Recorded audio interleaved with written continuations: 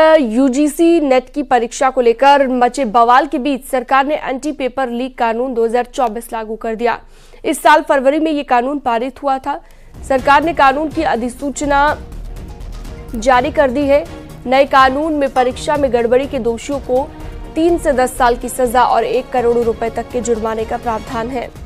केंद्र सरकार का इस कानून को लाने के पीछे बड़ा मकसद है और मकसद ये है कि बड़ी सार्वजनिक परीक्षाएं पारदर्शी तरीके से हो पाए, साथ ही परीक्षार्थी इसके लिए आश्वस्त रहें कि कोई गड़बड़ी नहीं होने पाएगी।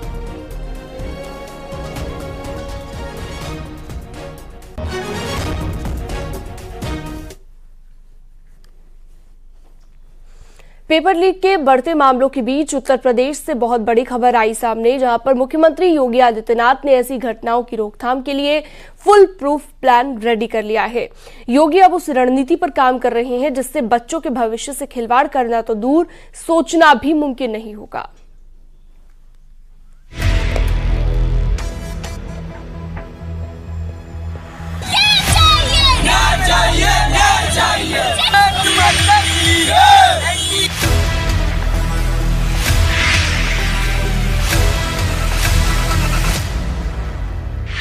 इम्तिहान से पहले पेपर लीक, परीक्षा के नाम पर छात्रों से छलावा अब आक्रोश में बदल चुका है।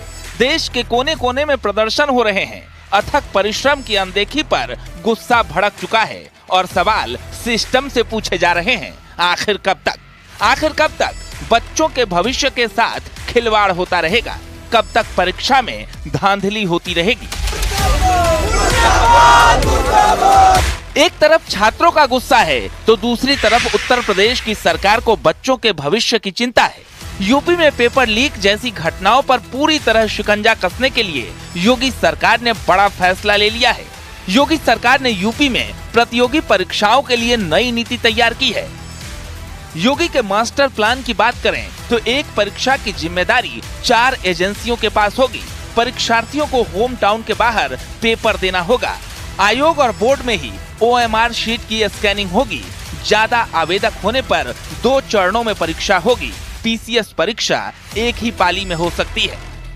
प्रतियोगी परीक्षाओं में पेपर लीक रोकने के लिए योगी सरकार नया कानून लाएगी, जिसमें पेपर लीक और सॉल्वर गैंग जैसी गतिविधियों में शामिल लोगों के खिलाफ सख्त कार्रवाई का प्रावधान किया जाएगा।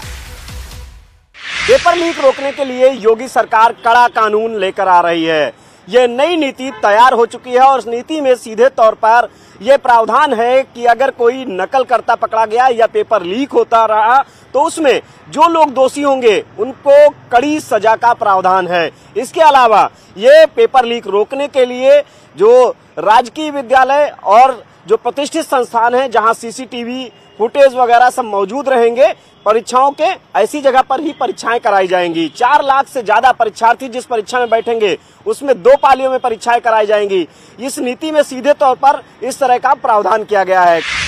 योगी सरकार ने ऐसा प्लान तैयार किया है जिससे पेपर लीक पर पूरी तरह लगाम लगे। इसके लिए सरकार ने जो बड़े फैसले लिए हैं उसके तहत क्वेश्चन पेपर में सीक्रेट कोड डाले जाएंगे। प्रश्न पत्र के हर पन्ने पर सीक्रेट कोड होंगे। यूनिक बारकोड और QR कोड होगा। प्रश्न पत्र में यूनिक सीरियल नंबर होगा। प्रश्न पत्र लाने के लिए मल्टी लेयर पैकिंग होगी। प्रिंटिंग प्रेस में मोबाइल कैमरे पर प्रतिबंध रहेगा। कंट्रोल रूम से कड़ी निगरानी रखी जाएगी। उत्तर प्रदेश में पेपर लीक के खिलाफ योगी का फुल प्रूफ प्लान तैयार हो चुका है, जो जल्द ही कानून की शक्ल लेगा। लेकिन लगातार जो परीक्षाओं से संबंधित जो घटनाएं घट रही हैं उसको लेके आदरणीय योगी आदित्यनाथ ने एक कठोर नीति लाने की योजना बनाई है, जिसके तहत पारदर्शिता, सुगमता, स्थिरता, छात्रों को सुविधा और जिन एजेंसियों को दिया जाता है परीक्षा कैसे होगी, कितने विद्यार्थी किसमें बैठ सकेंगे, तमाम चीजों पर चिंतन करने के बाद है। और जो लोग इसमें दोषी पाए जाएंगे, जो किसी तरह से लीकेज के दोषी, उनके लिए कठोरतम दंड का प्रावधान भी किया जा रहा है। यानी छात्रों के भविष्य से खिलवाड़ करने वालों की अब यूपी में सामत आने वाली है, क्योंकि योगी सरकार ने जो प्लान तैयार किया है, जिस रणनीति के साथ पेपर लीक की घटना को रोकने का खाका तैयार किया है, अब जल्द ही उसे अमली जामा पहनाया जाना है। Bureau report, news 18। मुर्दाबाद, मुर्दाबाद, NDA मुर्दाबाद। न्याय चाहिए, न्याय चाहिए, न्याय चाहिए।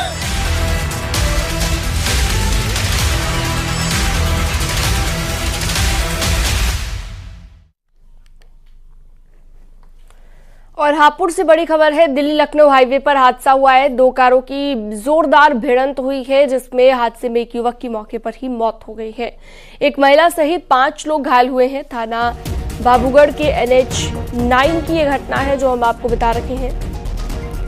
दिल्ली लखनऊ हाईवे पर सड़क हादसा हुआ है। 2 कारों की भिड़ंत हुई और एक युवक की मौके पर ही मौत हो गई।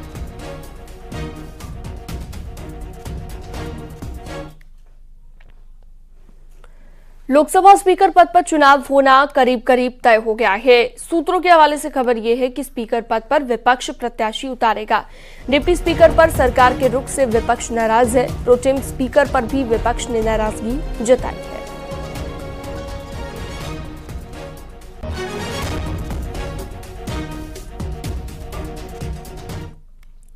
आज लखनऊ के दौरे पर जाएंगे रक्षा मंत्री राजनाथ सिंह। शाम को 5:30 बजे city Montessori school Gomti Nagar विस्तार में आयोजित कार्यकर्ता अभिनंदन समारोह में शामिल होंगे।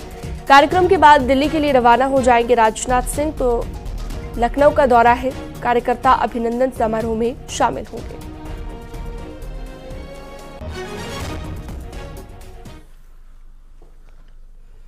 फिरोजाबाद में कैदी की मौत पर हंगामा हो गया। स्थानीय लोगों ने पथराव किया और पुलिस की कई गाड़ियां तोड़ दी गईं। आपको बता दें कि 2 दिन पहले पुलिस ने कैदी को जेल भेजा था और जेल में कैदी की मौत के बाद लोगों में नाराजगी है। लोगों ने पुलिस वालों पर आरोप भी लगाए हैं। 30 तारीख की रात में इनकी जिला जो कारागार है वहां पे तबीयत बिगड़ गई। जो संबंधित जेल के डॉक्टर्स हैं उनके द्वारा इनको प्राथमिक उपचार दिया गया तथा तबीयत में ठीक सुधार न होने पर उन्हें आज सुबह इनको जिला अस्पताल भेजा गया। इलाज के दौरान इनकी मृत्यु हो जाने की सूचना पुलिस को प्राप्त हुई थी। तत्काल पुलिस की कई टीमें गठित करते हुए पैनल के द्वारा इनका पोस्टमार्टम कराया गया है। यहाँ मौके पर कुछ जो पीड़ित पक्ष है उनके साथ में कई लोग एकत्रित हो रखे थे। उसमें से कुछ लोगों ने अराजकता फैलाने का प्रयास किया है, जिसमें तत्समय हल्का बल प्रयोग करते हुए पुलिस को कानून व्यवस्था शांति व्यवस्था बनाने के दृष्टिगत हल्का बल प्रयोग करना पड़ा है। मेरठ में स्विमिंग पूल में नहाने गए एक लड़के की मौत का मामला सामने आया। अवैध स्विमिंग पूल में नहाकर लड़का जैसे ही पूल से बाहर निकला, बेहोश होकर गिर पड़ा। इसके बाद उसे अस्पताल ले जाया गया और डॉक्टरों ने उसे मृत घोषित कर दिया। मौत की तस्वीरें CCTV में कैद हो गई हैं। घटना के बाद अवैध स्विमिंग पूल संचालक फरार हो गया। घटना थाना जानी क्षेत्र के सिवाल खास इलाके की है। 17 साल का समीर क्रिकेट खेलने के बाद स्विमिंग पूल में नहाने पहुंचा और कुछ देर नहाने के बाद जैसे ही पूल से बाहर निकला तभी बेहोश होकर पूल के किनारे गिर पड़ा। इन तस्वीरों में भी आप देख सकते हैं कि किस तरह से समीर अकेला जा रहा था, अचानक गिर पड़ा और बेहोशी की हालत में उसे अस्पताल ले जाया गया। डॉक्टरों ने उसे मृत घोषित कर दिया। माना जा रहा है कि कार्डियक अरेस्ट के चलते मौत हुई है। फिलहाल इसमें अभी तक कोई भी पुलिस कंप्लेंट नहीं हुई है।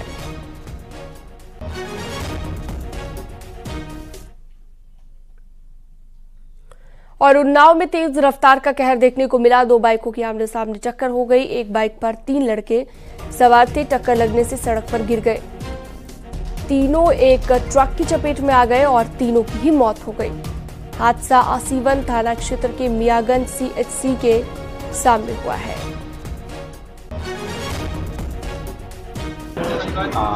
थाना आसीवन क्षेत्र के CHC मियागंज के सामने आज एक स्प्लेंडर बाइक पर 3 बच्चे सवार थे जो मंडी की तरफ जा रहे थे लोकल, और उस उनकी स्प्लेंडर बाइक का अपाचे बाइक से टक्कर हो गया, जहां पर तीनों बच्चे रोड की तरफ गिर गए और पीछे से आ रही ट्रक ने उन तीनों बच्चों को कुचल दिया, जिससे उन तीनों बच्चों की मौके पर ही मौत हो गई। ये तीनों बच्चे मेवाती टोला कस्बा मियागंज के ही रहने वाले थे।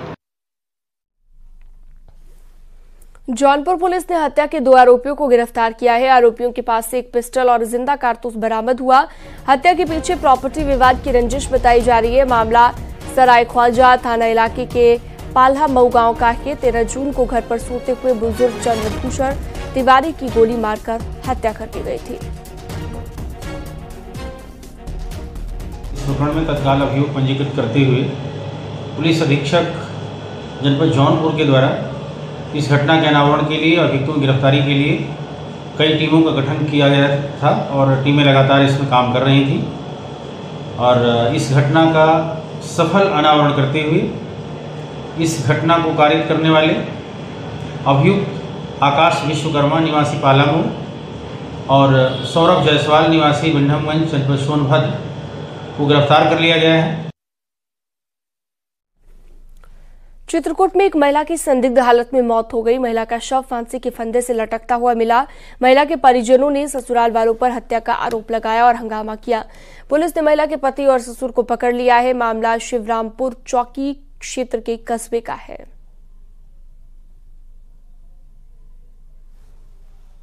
लड़की की मां आती हैं, इनको कुछ नहीं बताया जाता, दिन भर घर में रहती हैं, सब सही है।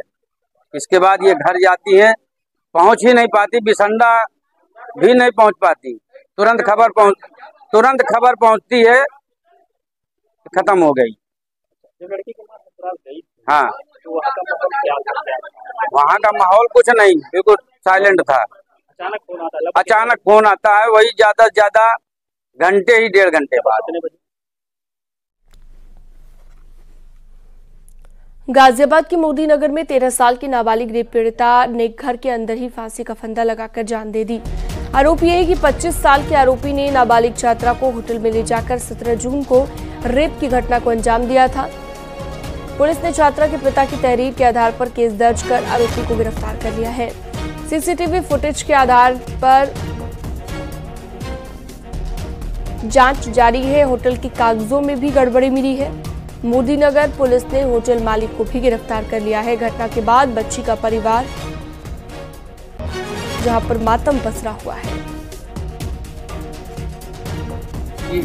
उमेश पार्क मोदी नगर में पड़ता है, वहाँ के निवासी एक व्यक्ति हैं। इनकी 13 वर्षीय पुत्री थी। इन्होंने कल थाना मोदी नगर पर सूचना दी थी कि 17 जून को एक लड़का है जो कि 23 वर्षीय है, उसने उसका इंस्टाग्राम से संपर्क किया था। इंस्टाग्राम से ये दोनों संपर्क में थे, इनकी लड़की और लड़का, और उसने मैसेज करके बुलाया और उसको अज्ञात स्थान पर ले गया तथा उसके साथ बलात्कार किया। इस सूचना पे तत्काल जो है थाना मोदी नगर पर सुसंगत धाराओं में अभियुक्त पंजीकृत किया गया था तथा इसमें त्वरित कार्रवाई करते हुए अभियुक्त की गिरफ्तारी की गई है तथा समस्त वैधानिक कार्रवाई इसमें की जा रही है। वाराणसी के काशी विश्वनाथ मंदिर की सुरक्षा को और ज्यादा पुख्ता करने का प्रस्ताव यूपी शासन को भेजा गया है। बॉर्डर सुरक्षा में इस्तेमाल होने वाली तकनीक को अपनाने की बात कही गई है। विश्वनाथ मंदिर की सुरक्षा व्यवस्था को बढ़ाया जाएगा।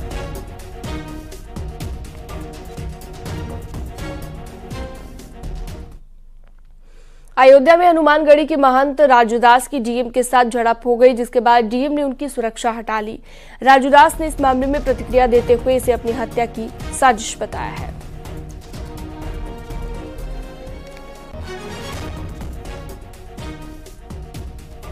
मैंने अपनी हत्या की इसलिए आशंका जताई कि इतने मतलब मेरे ऊपर इतने ट्विटर देखिए, फेसबुक देखिए, इंस्टाग्राम देखिए, इतने धमकी मिलने के बावजूद भी अधिकारी ने सुरक्षा हटा लिया, तो इसका क्या मतलब है? हत्या कराने की साजिश है और कुछ नहीं है। दुख है मुझको कि प्रशासन समाजवादी मानसिकता पे चल रही है और प्रशासन ने इस प्रकार से मेरे साथ किया कि हमारी सुरक्षा वापस लिया है। ये दुखद है, लेकिन मुझको विश्वास है पूज्य योगी आदित्यनाथ जी महाराज की सरकार पर, मुझको खुद विश्वास है अपनी सरकार पर, क्योंकि हम लोग बीजेपी के छोटे कार्यकर्ता हैं और हिंदुत्व के लिए कार्य करते हैं और बीजेपी के लिए काम करते हैं, तो इसकी चिंता नहीं है और देर है अंधेर नहीं है।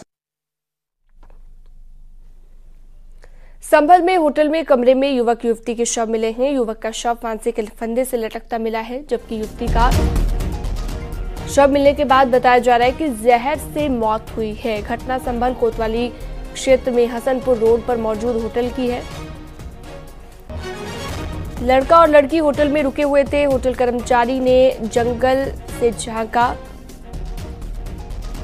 तो युवक फांसी पर लटकता हुआ देखा, यानी कि खिड़की से जब देखा गया तो ये पता चला। और होटल में जमा आईडी के मुताबिक लड़का लड़की दिल्ली के और संभल के रहने वाले बताए जा रहे हैं। पुलिस मामले की जांच में जुटी हुई है। ये थाना संभल के अंतर्गत एक होटल है आर स्टार, जिसमें पुलिस को सूचना मिली होटल के कर्मचारी द्वारा सूचना दी गई कि इनके एक कमरे में एक लड़का और एक लड़की संदिग्ध अवस्था में संभवतः व्रत पड़े हैं, जिस पे पुलिस मौके पर पहुंची तो लड़का फांसी के फंदे पर लटका हुआ पाया गया और लड़की भी बेड पे मृत अवस्था में पाई गई, जो प्रथम दृष्टया जहर खाने की वजह से इसकी मृत्यु होना प्रतीत हो रहा है। आजमगढ़ के एसपी ने भ्रष्टाचार के आरोप में 2 पुलिसकर्मियों को गिरफ्तार कराकर जेल भेज दिया। आरोपी पुलिस वालों पर डरा धमकाकर 6,000 रुपए की रिश्वत लेने का आरोप है। पीड़ित कैलाश प्रजापति ने बड़ा गांव थाना निजामाबाद में लिखित तहरीर दी थी। निजामाबाद पर पब्लिक की व्यक्ति की कंप्लेंट पर 2 आरक्षियों के विरुद्ध धारा 386 आईपीसी की एक एफआईआर दर्ज की गई है। इस एफआईआर को दर्ज करते हुए दोनों आरक्षियों को गिरफ्तार कर न्यायिक हिरासत में भेजा गया है। इसमें एक आरक्षी अजीत कुमार यादव जो जनपद आजमगढ़ में और दूसरा आरक्षी सत्यदेव पाल ये जनपद मऊ में तैनात है। इन दोनों के द्वारा जन शिकायत में प्राप्त प्रार्थना पत्रों के वादी एवं प्रतिवादी व्यक्तियों से संपर्क कर कार्रवाई कराने न कराने के नाम पर उनको डरा धमकाकर पैसे वसूलने का आरोप प्रमाणित होने के पश्चात ये कार्रवाई सुनिश्चित की गई है। और वक्त छोटे से ब्रेक का, जल्द लौटेंगे।